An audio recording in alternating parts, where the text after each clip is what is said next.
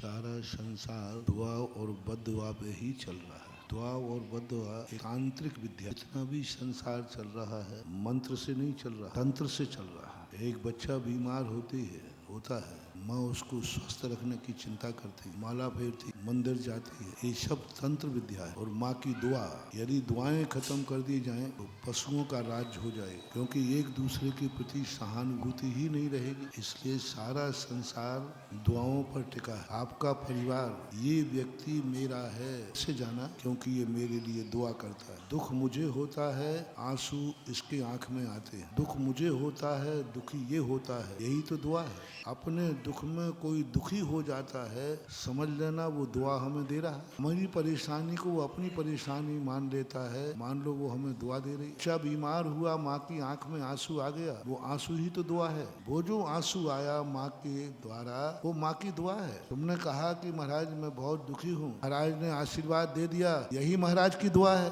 अब यह दुआ खत्म हो जाए तो सब कुछ खत्म हो जाए। बेटा दुखी होने पर माँ की आंख में आंसू नहीं आए तो ना वो माँ है ना वो बेटा है। माँ दुखी हो जाए और बेटे की आंख में आंसू नहीं आए तो ना वो माँ है और ना वो बेटा है। परस्पर का संबंध क्या है? सुख को बांटने के लिए नहीं। सही संबंध वो कहलाता है खुशियों को शेयर करना। एक दूसरे के दुख को जो बांटता है वही अपना है, वही सगा है और वही दुआ काम कर। अपने व्यक्ति के दुखी होने पर दुखी हो जाना सबसे बड़ी चीज। हमारे आचार्य महाराज ने लिखा है कि दूसरों के दुख को देख करके आंख में आंसू आ जाता है तो समझ लेना चाहिए यह सम्यक दृष्टि जीव है और अनुकंपा। तो ये सारी दुआ और बद्दुआएं मित्र और शत्रु का निर्णय करती, अपने और पराये का भेद करती है। इसलिए दुआएं हमेशा जीवित रखना चाहिए।